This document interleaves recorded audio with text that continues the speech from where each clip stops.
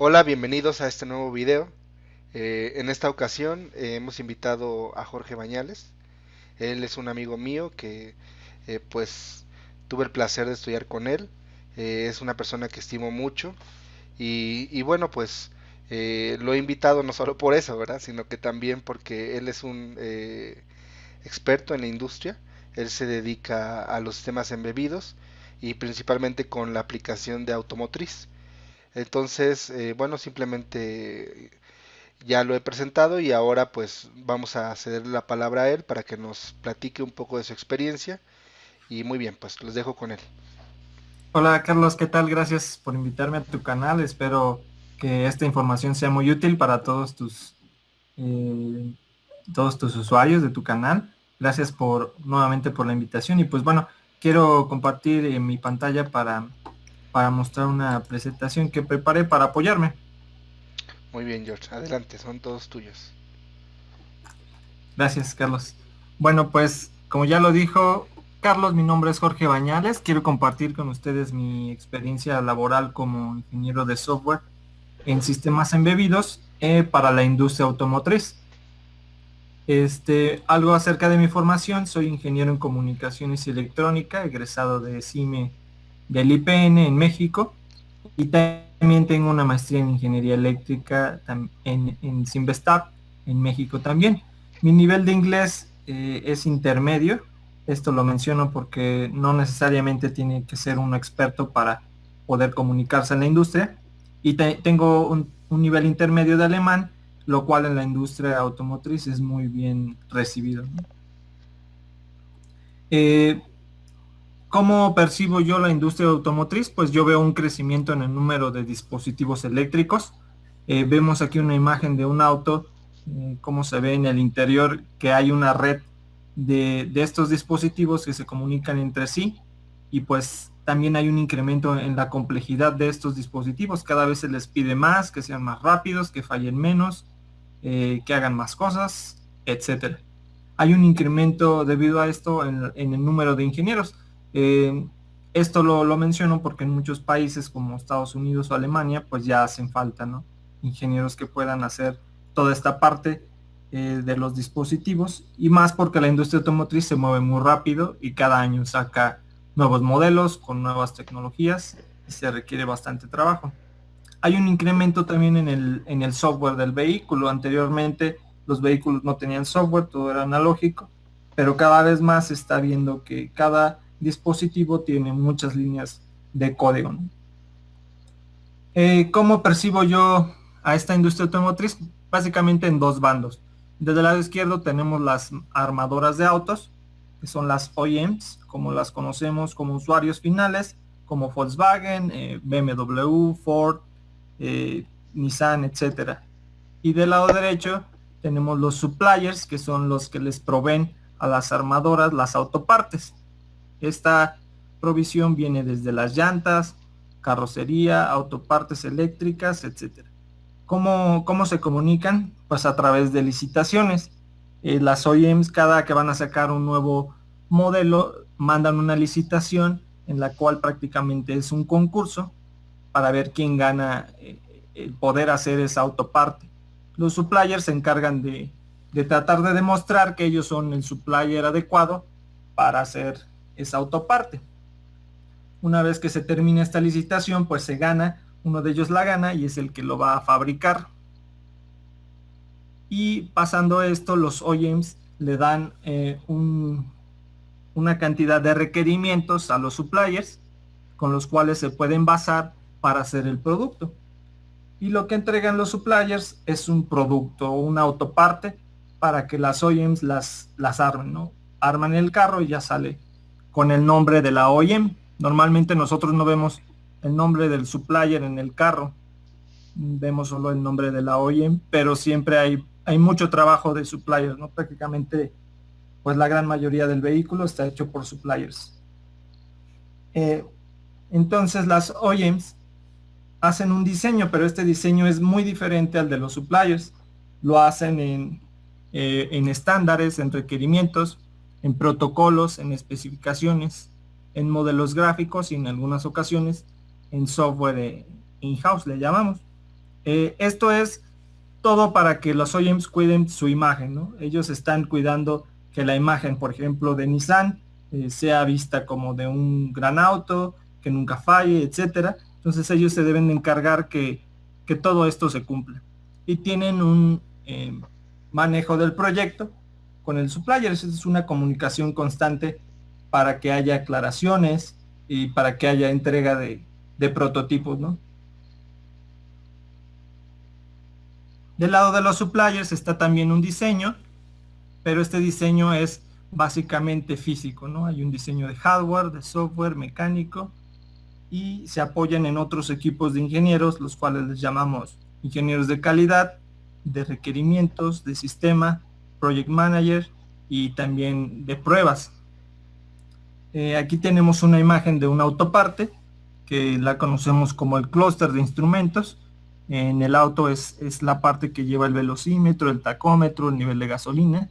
¿Y cómo se dividiría? Pues tiene una parte mecánica, tiene displays, tiene PCBs y tiene software, ¿no? Entonces cada uno de estos ingenieros se encarga de hacer este diseño para cumplir con los requerimientos del OEM.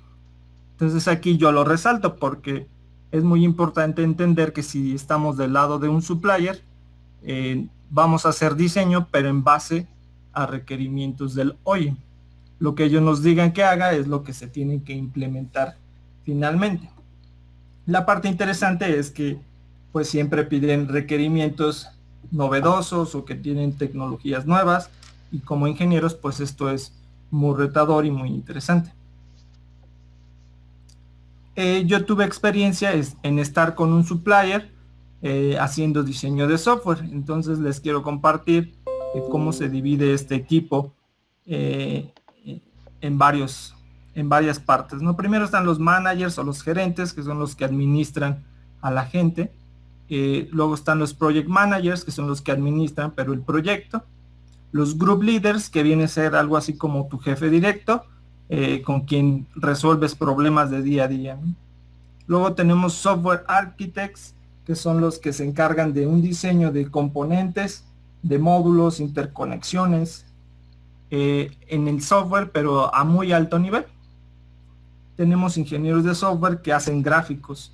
Como sabemos, ya los autos cada vez más tienen displays, pantallas, los cuales requieren gráficos, conocimiento en gráficos. Una parte del software se llama middleware, que es una capa intermedia que conecta los drivers con la parte gráfica.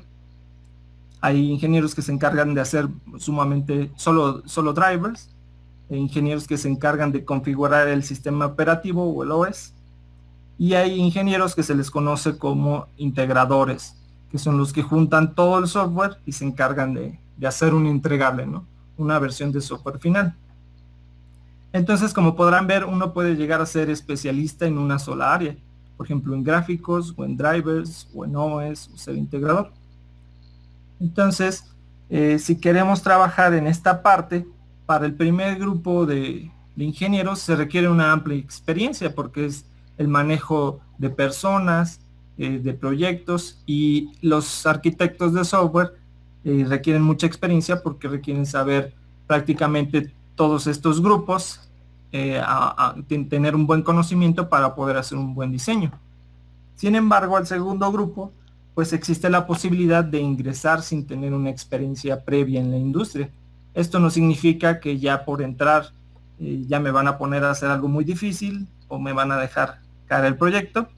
No, siempre hay ingenieros de más experiencia en los cuales uno se puede apoyar. En mi caso, yo entré como todos en algún momento de la vida. Hay un momento en el que no tienes experiencia. Yo entré a la parte de drivers y hubo quien te apoya y quien te explica y quien te enseña, y entonces puedes poco a poco irte involucrando y tener más experiencia.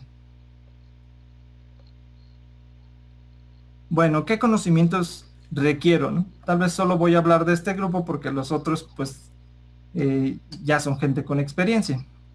Entonces, básicamente el conocimiento que me va a servir para trabajar en esta área pues es electrónica digital, arquitectura de microcontroladores, programación en C, que es donde en el lenguaje en el que se programan la mayoría de los sistemas embebidos, comprensión de diagramas eléctricos y experiencia previa entre paréntesis en microcontroladores. Pongo un paréntesis porque si somos recién egresados, pues no vamos a tener una experiencia previa, pero sí nos preguntan qué cosas hemos hecho en proyectos, en la escuela, como hobbies, y todo esto aporta porque es conocimiento al final. Si yo hice alguna vez un proyecto o mi tesis estuvo enfocada a sistemas embebidos, esto es muy valorado en la industria. Entonces, estos son los equipos que mencionábamos de software, y ya hablando un poco más a detalle qué es lo que involucra si a mí me interesa estar en uno o en otro equipo. Pues en el lado de gráficos es donde se lleva más lenguaje orientado a objetos, como lo es C++, y un lenguaje de modelado de gráficos, como lo puede ser QML o HTML5, para hacer, digamos, botones, etcétera, ¿no? Dibujos gráficos.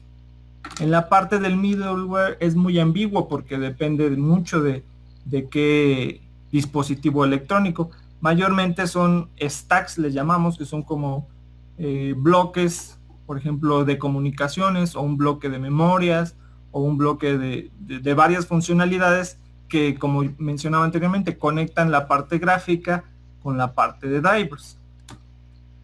La parte de drivers normalmente es donde entramos los electrónicos, porque requiere también un conocimiento de electrónica, no solo de programación, sino de saber qué es una señal. Tal vez te vas a tener que conectar con un osciloscopio para ver cómo se ven, si están funcionando bien, si están sincronizadas, y básicamente tener un conocimiento en los periféricos del microcontrolador, por ejemplo SPI, UART, y tener un conocimiento en lenguaje ensamblador. Y si entramos, o si nos interesa el grupo de sistemas operativos, pues con que sepamos C está bien, y que tengamos conocimientos en sistemas operativos, conceptos básicos, ¿no? Como qué es una tarea, un proceso, qué son las prioridades, etcétera. Aquí tengo unas imágenes de ya un ejemplo que sería, o que veríamos en nuestro día a día. Por ejemplo, en gráficos, pues veríamos Qt, ¿no? Que es una herramienta en la cual se puede programar el lenguaje QML. En middleware tal vez estaríamos involucrados con los protocolos de comunicación del auto, como son CAN o Ethernet. Y en drivers veríamos prácticamente la comunicación del microcontrolador con sus periféricos, ¿no? En OS es muy abstracto, un sistema operativo, tal vez aquí solo una imagen de algunos de ellos que se usan en la industria automotriz, como lo es OSEC, es un sistema operativo diseñado en Alemania, Integrity, ¿no? Entonces son cosas en las cuales si podemos tener una perspectiva de qué me interesa, pues puedo ir involucrándome más en cada uno de estos conocimientos. Ahora quiero hablar un poco acerca de los microcontroladores que se usan en la industria automotriz. A mí me han hecho varias preguntas, o lo que siempre me preguntan es qué micro usan, o cuál es la diferencia, etcétera. Entonces, prácticamente los microcontroladores son exclusivamente de uso automotriz.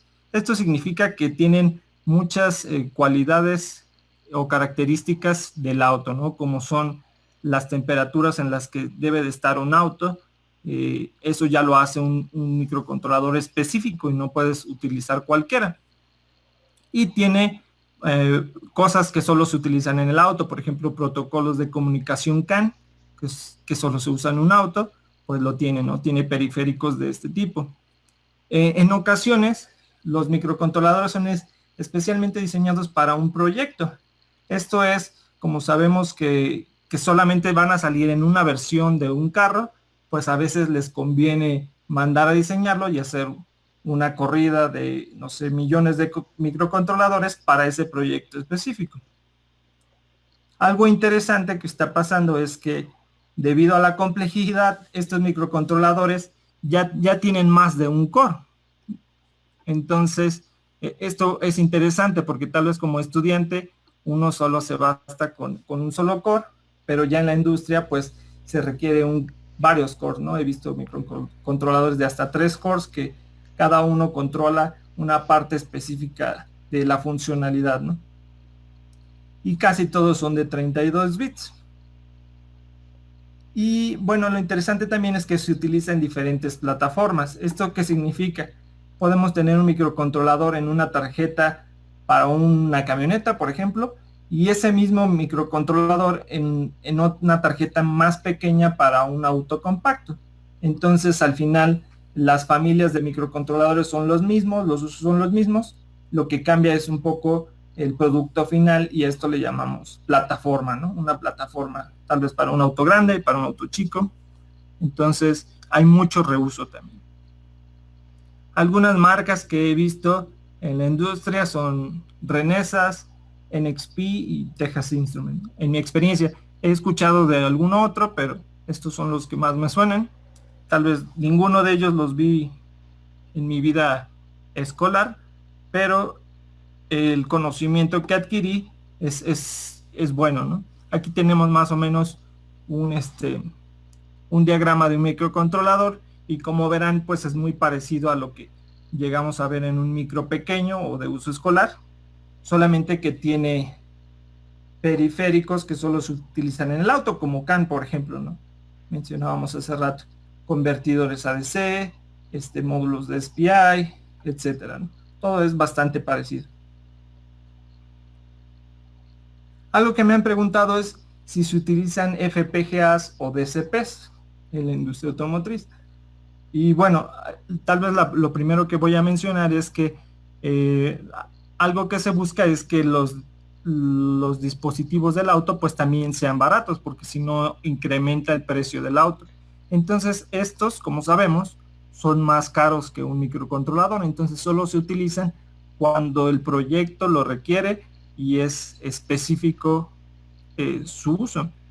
Yo he visto el uso de FPGAs en un dispositivo que le llamamos Head-Up Display, que tal vez en México no es muy sonado, pero en Europa sí es muy sonado. Se trata de un dispositivo que proyecta la imagen que normalmente vemos en el panel de instrumentos, pero lo proyecta en el cristal. Esto es en coches de lujo, lo veríamos en México. En Europa, pues muchos autos lo tienen. Esto es bastante interesante, prácticamente como a veces pasa en las películas, pero esto ya está en el mercado desde hace muchos años. Aquí algo para lo que se utiliza el FPGA es que algunas de estas proyecciones requieren que la imagen se haga como un doblez en la imagen para que el usuario la vea de una manera mejor. Este doblez de la imagen pues requiere una transformación de los bits de la imagen, ¿no? Digamos del mapa de bits que se proyectaría normalmente. Este doblamiento o warping le llaman, si se hace por software, digamos se tendría que tomar una matriz, transformarla, convertirla, y esto lleva un cierto tiempo. Como se requiere que se haga rápido, pues se hace mediante un FPGA, y esto se hace pues bastante rápido, ¿no? Es un uso muy específico y digamos de autos de lujo en el cual sí se ha llegado a usar FPGAs. Los DCPs pues sabemos que tienen mucha sus funcionalidades especiales para procesamiento de señales, y ahorita está en auge usarlo en audio y también en reconocimiento de voz, y para ese uso sí son muy específicos y tienen un rendimiento mucho mejor, ¿no? Entonces en ese caso sí se han llegado a usar. Entonces si alguno de ustedes tiene conocimiento en estos dos, si le interesa o le gusta mucho, pues tal vez les conviene ir viendo en cuál empresa se trabaja con estos dispositivos para que puedan implementar esos conocimientos. Acerca de los sistemas operativos, pues igual son especialmente diseñados para el uso automotriz. Esto tiene muchas reglas que se han ido especificando a lo largo de los años y de la experiencia. Generalmente se heredan de otro proyecto. Casi ningún proyecto tiene un OS nuevecito, ¿no? Esto es por seguridad, porque es una parte muy importante. Y el performance del OS depende mucho del dispositivo. Por ejemplo, no es lo mismo una configuración de un sistema operativo para el radio que para el dispositivo que controla el motor. El radio, pues si se atora la canción, pues no pasa nada. entre comillas, ¿no? Pero si se atora el motor, pues sí, es un problema bastante serio. Entonces, el OS del motor, del dispositivo que controla el motor, está súper diseñado, súper probado, súper especificado, mientras que otros dispositivos no tanto, ¿no? Entonces, digamos que hay mucha gente trabajando en el OS del dispositivo que controla el motor, por poner un ejemplo. Y algunos ejemplos de OS, por si les interesa, pueden buscar información acerca de OSEC, que es muy usado, Integrity y QNX, ¿no? Que son algunos ejemplos que yo he visto. Ahora quisiera platicar un poco acerca de las tendencias globales de la industria automotriz. Esto es porque muchas veces no sabemos hacia dónde va o si va a haber trabajo en el futuro o qué conocimientos debo saber. Aquí tenemos 3 ejemplos gráficos y son los que estamos en la industria automotriz todos los días los oímos, ¿no? Entonces, uno de ellos es el carro automático, ¿no? Tal vez el carro que se maneja solo. Esto ya es un hecho. Ya hay autos que lo hacen, pero están todavía en prueba. Ahorita, digamos que como funciona la industria automotriz es que todas las OEMs se ponen de acuerdo en qué van a sacar en los próximos años y empiezan a fabricarlo, a especificarlo, a probarlo. Y dentro de unos años, pues ya vamos a ver carros que se manejan solos. Entonces es una tendencia, ¿no? Si somos personas que estamos en el área de visión por computadoras, sensores, todo ese conocimiento es muy interesante en la industria automotriz y muy bien valorado ahora que esto se está volviendo una tendencia, ¿no? El carro eléctrico se está volviendo otra tendencia, ¿no? Con la finalidad de contaminar menos. El carro eléctrico está poco a poco, ya estamos viendo autos híbridos y luego autos con más partes eléctricas que de gasolina. Y otra tendencia global es le llamamos el Connected Car, que es ir metiendo cada vez más funcionalidades en el auto que permitan a un usuario conectarse mediante su dispositivo móvil, etcétera, ¿no? Entonces, toda esta información pues es muy útil si nosotros tenemos algún conocimiento que pueda aportar o que deseamos involucrarnos en la industria, ¿no? Pues bueno, Carlos, esa sería un poco la presentación que yo quería compartir contigo. No sé si quieras comentar algo o quieras hacer alguna pregunta.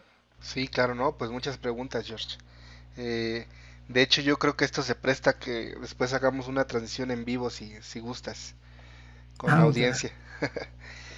Pues mira, está muy interesante, ¿no? Qué lástima que ahorita no podemos interactuar con más personas, pero bueno, hubieron tantas cosas que voy a ir de una por una, ¿no? Fíjate, algo que no comentaste respecto a la tecnología ARM. Vi que pusiste de Freescale, bueno, Freescale NXP, Renesas y Texas, ¿no? Pero bueno, supongo que esos son los fabricantes, pero ¿te referías a ARM o te referías a otras arquitecturas, otras tecnologías o qué? Bueno, cada fabricante tiene varias arquitecturas, ¿no? Por ejemplo, NXP puede tener un microcontrolador ARM y un microcontrolador PowerPC, por ejemplo, que son Mm, arquitecturas diferentes. Sí, en la mayoría lo que se utiliza es ARM, pero también he llegado a ver PowerPC y no hay ningún problema. Pienso que depende un poco más de cómo se van heredando los proyectos, ¿no? Si el proyecto se heredó de algo en ARM, pues tal vez el siguiente va a ser en ARM y así consecutivamente, pero sí he visto más ARM, pero también he visto PowerPC. ah, ok. Y luego comentaste también que en el FPGA era más caro, ¿no? Pero ahí yo creo que puede ser por el costo del ingeniero, ¿no? Que requiere una cierta especialización, porque el chip está, o sea, realmente muy competitivo, ¿no? Con respecto a un microcontrolador, ¿no? Por ejemplo. Bueno, es lo que yo he escuchado, ¿no? Más bien, ¿por qué se utiliza más un micro? Porque el micro ya tiene, digamos, un periférico especializado para CAN, ¿no? Entonces, tal vez el FPGA no tenga ese periférico y tengas que diseñarlo o probarlo. Entonces, en algunas cosas el micro es muy funcional y en algunas otras el FPGA. pero lo que se escucha en la industria es que no es redituable meter FPGAs cada ocasión que se requiere, porque se eleva el costo del producto y a la vez se pierden ganancias, ¿no? Entonces solamente meten FPGAs cuando no hay otra opción. Claro, Cuando meter una opción de un micro, pues se pierde el rendimiento y no se cumple con lo que el OEM espera. claro. Y se me escapó la pregunta. Eh, sí. Mira, como también aquí tenemos audiencia que utiliza o que está aprendiendo en la escuela con microcontroladores, yo supongo que PIC, la tecnología de microchip, definitivamente no la has visto. Yo creo eso. Pues yo creo que te equivocas. Sí,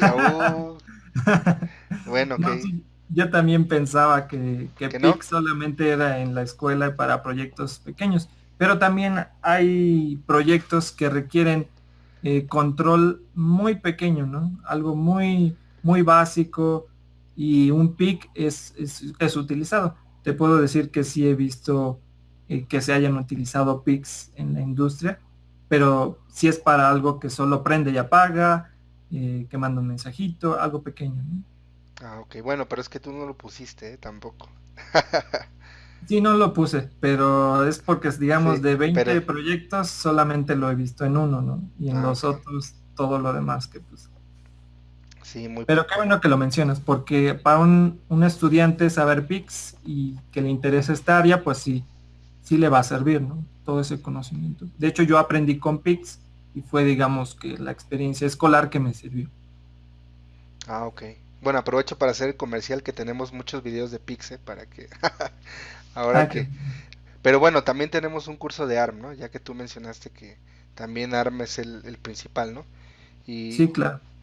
y PowerPC, bueno, PowerPC sí no, yo por ejemplo los he visto acompañados de los Virtex en los FPGAs para Ujú, aplicaciones de alto rendimiento y para hacer cómputo híbrido, ¿no? Ese tipo de mezclar el FPGA y el microprocesador, ¿no? En este caso del PowerPC.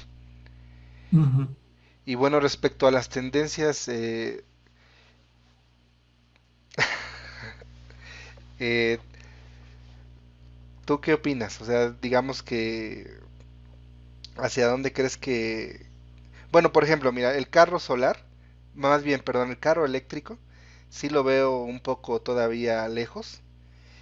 Acabo de ir a una conferencia ahí en Washington y uno de los principales problemas es cómo lo van a alimentar, ¿no? Por ejemplo, con tecnología solar requieren celdas solares de ultra alta eficiencia. Por ejemplo, en silicio pues no alcanza para cubrir todo el carro, ¿no? Pero en Ujú. este caso, para esa aplicación requieren ese tipo de celdas de ultra alta eficiencia, ¿no? ¿Tú qué has visto respecto a ese tipo de tecnología del carro eléctrico? Perdón, se trabó y no escuché la pregunta. Ok, ¿tú qué has visto respecto a al desarrollo de la tecnología en para el carro eléctrico? Bueno, lo que yo he visto te puedo mencionar que hay un plan. Como tú mencionas, tal vez en principio uno pensaría que no es factible, pero lo que se necesita en la industria es poco a poco irlo introduciendo. Entonces, que los usuarios se vayan familiarizando y se vayan acostumbrando que su carro eléctrico requiere un poco más de atención que un carro de gasolina. Entonces, ahorita el plan que tienen las OEMs es meter autos híbridos. Tal vez tú puedes verlo en el mercado, ¿no? Ya hay un par de ellos que son híbridos, ¿no? Esto significa que siguen usando gasolina, pero una parte de ellos, la energía que se pierde, por ejemplo, en el frenado, ahora la utilizan para alimentar la batería, ¿no? Por ejemplo.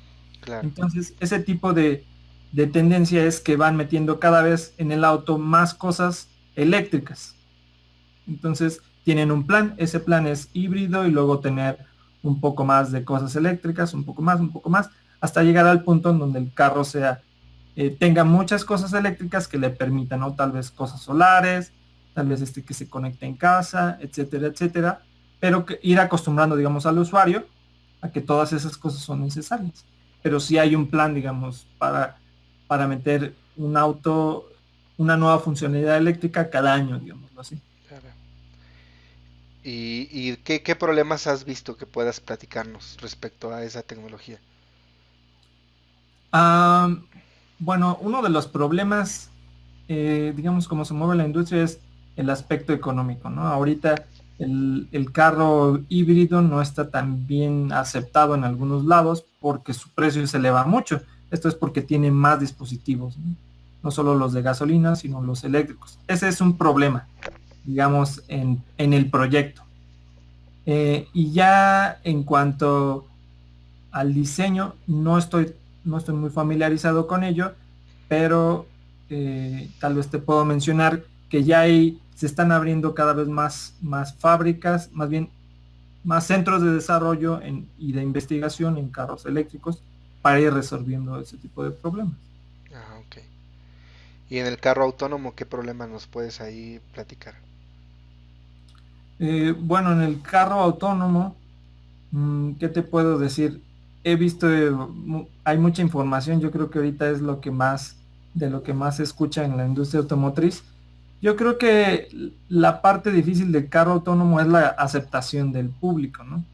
Mucha gente no le llama tanto la atención tener un coche que se maneja solo, o le da miedo, o existen preguntas de ética y de si alguien muere, quién es el culpable. Entonces, en todas las conferencias que he visto de carros autónomos, las grandes preguntas son preguntas legales y preguntas de ética y preguntas de rechazo hacia que todavía no se acepta esa tecnología. Pero mira, yo en mi punto de vista es que cuando salga el primero a la venta o conforme vayan saliendo, va a haber uno que otro arriesgado y poco a poco otros, y así fue el primer auto, ¿no? Tal vez no era tan aceptado cuando existían las carretas, pero luego uno se aventó y ahí vamos los demás. Entonces, es una tendencia que está surgiendo, ya es un hecho, está toda la tecnología necesaria, ya hay autos autónomos fabricados, pero falta mucha conciencia, ¿no? Mucha conciencia y mucha familiarización con esa tecnología. Sí, oye, y respecto a las conferencias que comentas, ¿hay meetings que tengamos acceso, digamos, las personas que estamos fuera de la industria? O sea, hay normalmente digamos que, pues sí, meetings para el público en general, ¿no? Para donde discutan ese tipo de cosas o algo por el estilo, o todo es muy cerrado. Bueno, en principio, algunas de esas juntas son cerradas porque todos quieren tener, digamos, la premicia, ¿no? El producto principal dentro de las OEMs. Pero sí hay una organización que junta todo este tipo de información y tiene un plan para difundir esta información. Tal vez al final del video ponemos un link hacia esas páginas para que los usuarios puedan consultarlos, dado caso que requieran esa información. Ok. Respecto a la academia, ¿tú has visto algún acercamiento hacia la industria, como para hacer proyectos así en colaboración? Yo creo que sí hay colaboración. Digamos, el reto principal es encontrar algo que a la industria a la que te vayas a acercar le sirva, ¿no?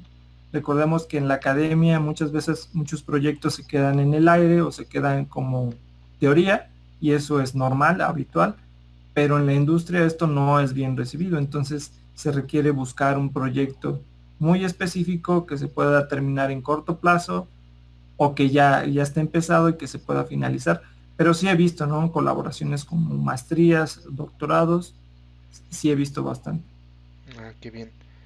Y bueno, a ver, antes de que comenzáramos con el video, Jorge y yo estábamos platicando sobre el outsourcing. Entonces le comentaba a él que yo tengo una perspectiva de que viene un cambio, en el outsourcing porque veo que cada vez ha crecido mucho, ¿no? Entonces él me explicaba pues lo que él ve, ¿no? Entonces, bueno, eso es lo que me gustaría que nos compartieras ahora, George, respecto a tu perspectiva del outsourcing y cómo se va dando esto en la industria, ¿no? Sí, claro. Bueno, lo que te comentaba es que veo básicamente tres ramas, ¿no? De cómo se contrata a la gente por outsourcing en la industria automotriz. Una de ellas es que la industria automotriz ya sabe que quiere o requiere un ingeniero con tal experiencia o con tales capacidades, pero no se atreve en principio a contratarlo como interno o como parte de la industria. Entonces, le conviene más probarlo, entre comillas, mediante un outsourcing. Entonces lo contrata por 1, 2, hasta 3 años, he visto, pero digamos ya está el plan de contratarlo, ¿no? Básicamente ese tiempo es como un tiempo para ver si funciona, etcétera, y acabando ese periodo se contrata al ingeniero. Ese es un plan y pienso que está bien, es normal. Yo creo que si vamos a entrarle a este plan o si nos están contratando como outsourcing, hay que preguntar, ¿no? Hay un plan para que me contraten internamente y muchas veces te dicen, bueno, sí, en 2 o 3 años, dependiendo de tu rendimiento, si te piensan contratar. Otra de las ramas es ingenieros que los contratan por outsourcing para hacer el trabajo pesado, por así decirlo, o el trabajo que no quieren hacer. En México tenemos la palabra de decir talachudo, ¿no? Un trabajo que requiere mucho esfuerzo, pero no mucho conocimiento, mucho pensar. Entonces contratan a estos ingenieros y ahí los tienen. No los corren ni les retiran su contrato, pero no están haciendo algo interesante.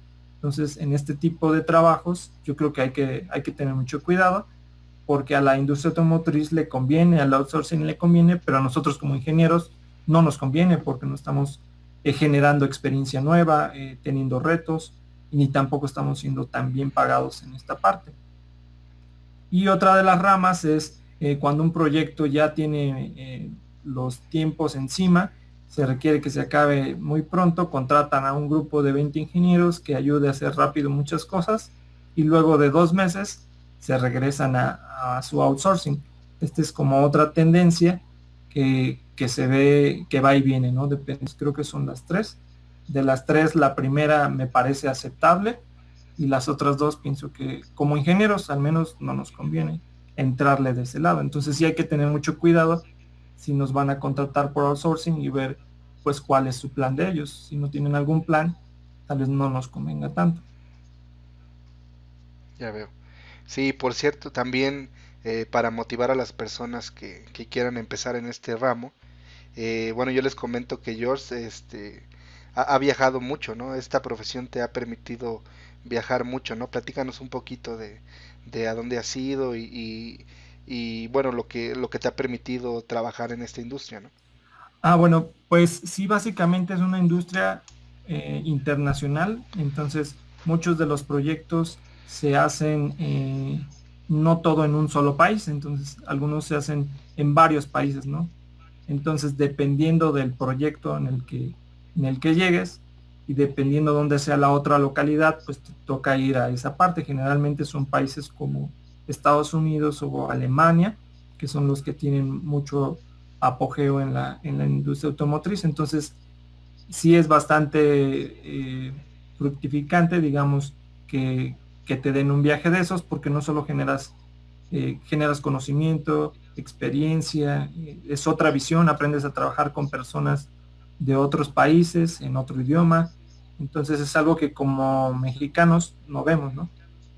Tal vez cuando yo era estudiante, yo no tenía, digamos, el plan de estudiar inglés y gracias a que estudié, pues tal vez uno se puede mover entre una industria internacional a una industria local. Entonces en la industria local solamente te quedas aprendiendo lo que hay ahí y en una industria internacional aprendes bastante, ¿no? Entonces viajas mucho, aprendes y también la paga es mejor porque no solo dependen de los ingresos locales, sino tienen ingresos globales y no hay problema, digamos, en la parte de la paga.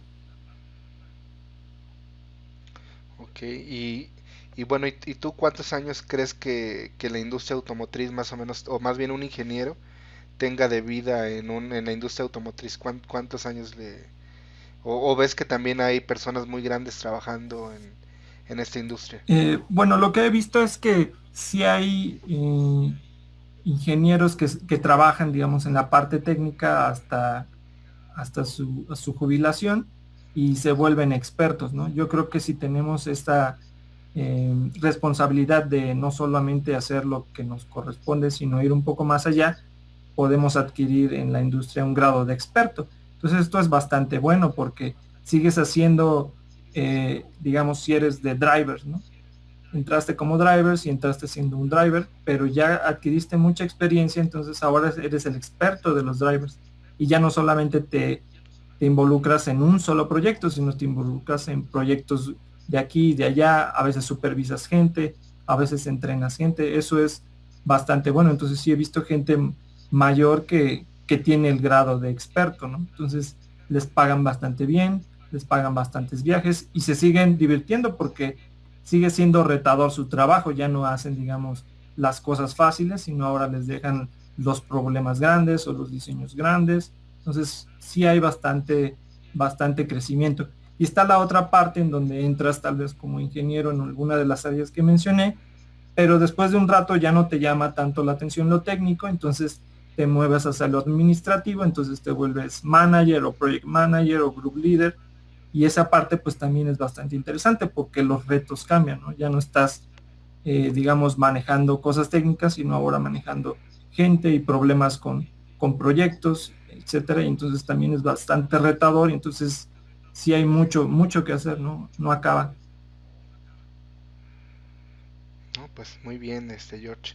Pues bueno, antes de despedir, no sé si les puedes dar algún consejo aquí a la audiencia del canal. Bueno, pues yo creo que mi consejo sería que se informen siempre, que busquen este tipo de información antes de entrarle. Yo no tuve, digamos, este conocimiento. Si alguien me hubiera enseñado cuáles eran las áreas, tal vez hubiera escogido un poco mejor o me hubiera preparado más. Entonces siempre hay algo que puedes saber antes de aventarte, ¿no? Digamos, si quieres entrar a una industria o alguna empresa, puedes informarte con los que ya están adentro o con gente, pedir comentarios y ir más preparado y pues no tener miedo. Yo creo que a veces como egresados uno siente que no la va a hacer, decimos en México, que no, no va a ser bueno, pero no, yo creo que si en los proyectos escolares fuiste bueno, también tienes gran oportunidad de ser bueno en los proyectos ya de la industria, ¿no? Muy bien, muy interesante. No, y esto seguramente no solo le va a servir a las personas de México, sino también a todos nuestros hermanos de Colombia, Perú, Argentina, etcétera. En realidad nos ven en 138 países, a pesar de que el canal es de habla hispana, nos ven en 138 países y bueno, pues espero que les sirva. Yo la verdad creo que es una información valiosísima. Te agradezco mucho que te hayas tomado el tiempo para compartirnos un poco de todo lo que has hecho y bueno, esperemos que a ver si esto llega a tener mucho impacto, pues aquí te estaremos comprometiendo para una, ¿cómo se llama? Para una transmisión en vivo, ¿no? ¿Qué te parece, Sí, George? muchas gracias. Ojalá que sí sea de gran utilidad y te agradezco por la invitación y muchas felicidades también por tu canal. Sé que te está yendo muy bien y me da mucho gusto.